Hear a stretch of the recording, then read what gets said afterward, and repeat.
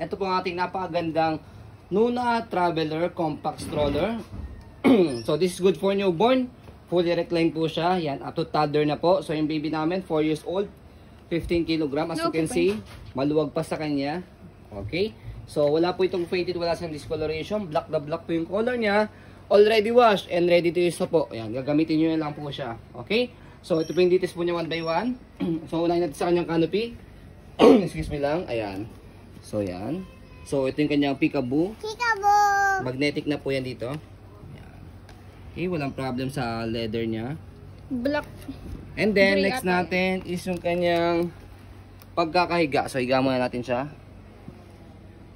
Ayan. Okay, tapos adjust natin yung kanyang leg rest para mas mahaba. Ayan. Okay. Tapos upo natin siya. Pakita muna natin ito kanyang front handle. May maganto na. Ito black. Okay. So yan yung kanyang minimal dents lang.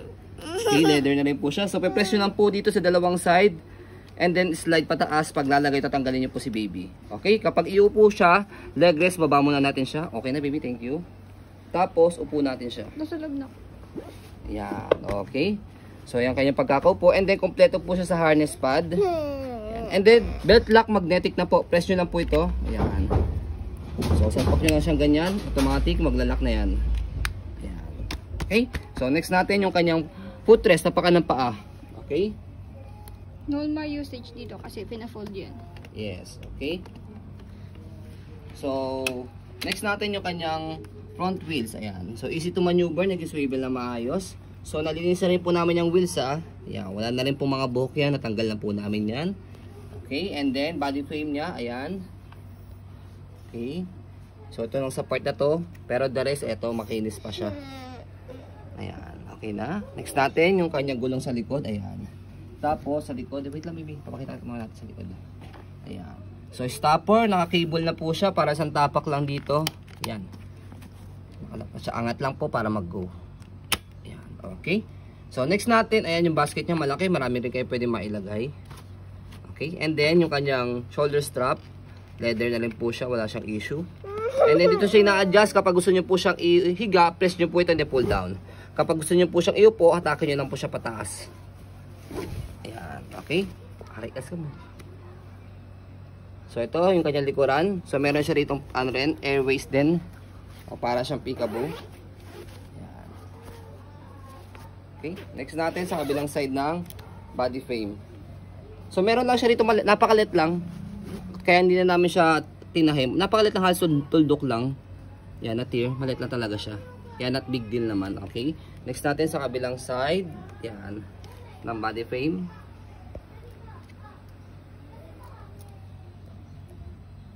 So ayan. So next natin yung kanyang handle. So yan yung kanyang handle. So wala namang siyang tear.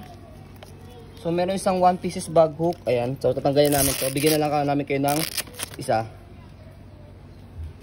Okay. Bigyan namin kayo ng freebies ng isa pang 1 pieces bag. 2 pieces bag hook. Para dalawa. Ayan, para dalawa. Pangat kasi isa. Okay. So, para at least. Hold.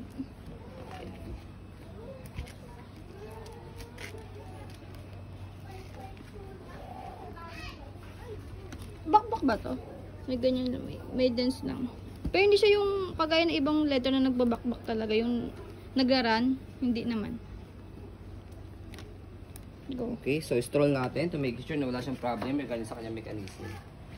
So sa pag-pull po sa kanya, slide lang po itong itong canopy niya, tapos upo natin siya. Kinaganda kasi kay Nuna Traveler, one hand fold lang siya.